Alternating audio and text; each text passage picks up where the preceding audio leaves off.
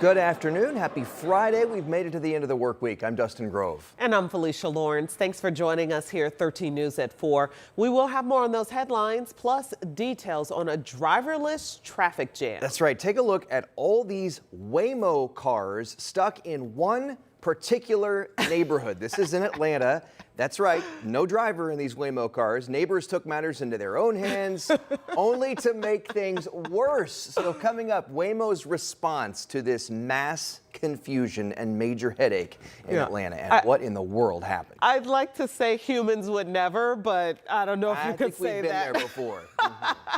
We start this afternoon on a much more serious note, though. Charges officially filed against a man accused of shooting an IMPD officer in the arm. So it happened last Friday night near 62nd and Central in Broad Ripple.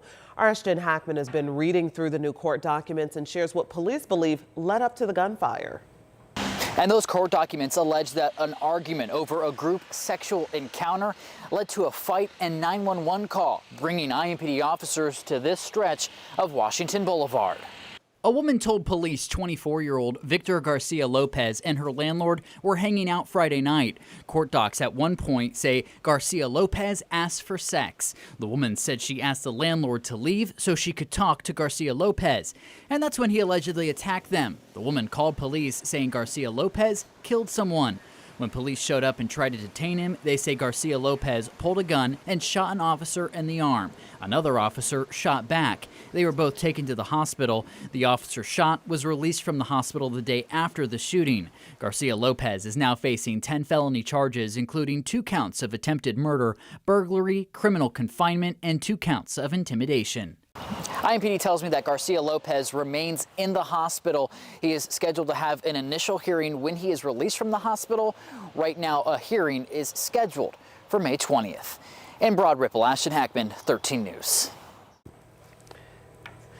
And we want you to take a good look at your screen because police need your help. They're looking for this 9-year-old boy, 9. A statewide silver alert is in effect for Rick Ravelas. He was last seen in Lafayette around 8:15 this morning, and he was wearing a tan zip-up sweater, black sweatpants, and white tennis shoes while carrying an orange Naruto backpack. That's a character. He also has locks. Ravelas is believed to be in extreme danger and may require medical assistance. So anyone with info, take a look at your screens. You're asked to keep an eye out for this young man, this little boy, and his whereabouts. If you know where he is or seen him or think you might have known something, call 911. This weekend, the town of Mooresville is paying tribute to a fallen airman killed while refueling an aircraft, and it crashed in Iraq. That tribute for Seth Koval, Captain Seth Koval, will be at 2 o'clock Sunday afternoon. It's going to be at Mooresville High School, and the public is invited to be there. There will be tributes from Koval's family and his commanding officer as well. Koval was a member of the Ohio Air National Guard's 121st Air Refueling Wing, and we've got more details on his life and his service and his sacrifice at WTHR.com.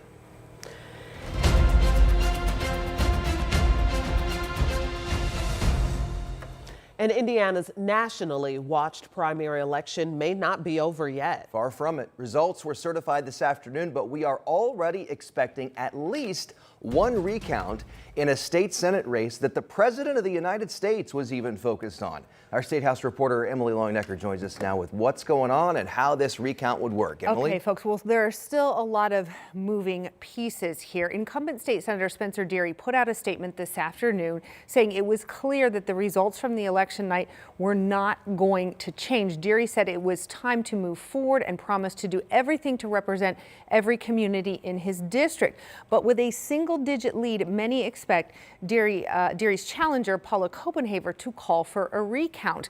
That's where Secretary of State Diego Morales comes in. He oversees Indiana's elections. Morales said today that Indiana is ready should someone ask for a vote recount in any race. And part of getting ready was a meeting this morning by the Indiana State Recount Commission. Morales is the chair and one of 3 members on it. The 2 other members come from each major political party, one Republican, one Democrat.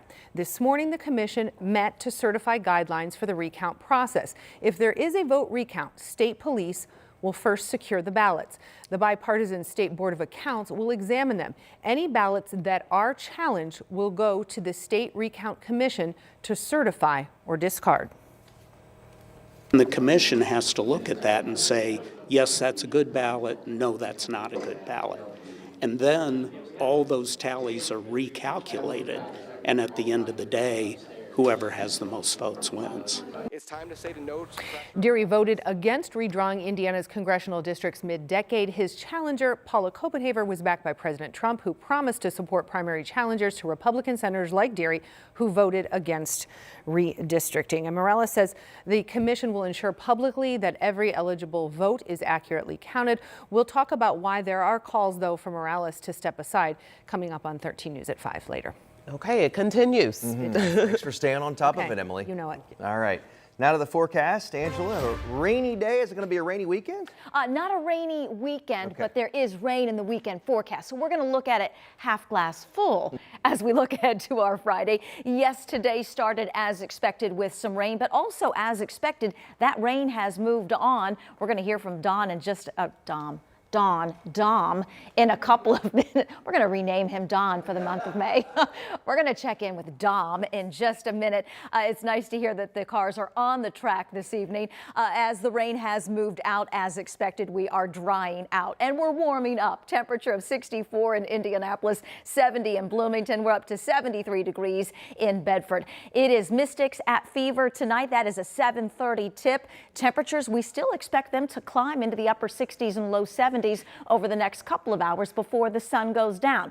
Yes, there are some storms in that Saturday forecast, but it's also not going to be a washout start to finish. I'll let you know when we'll get some dry time in just a few minutes.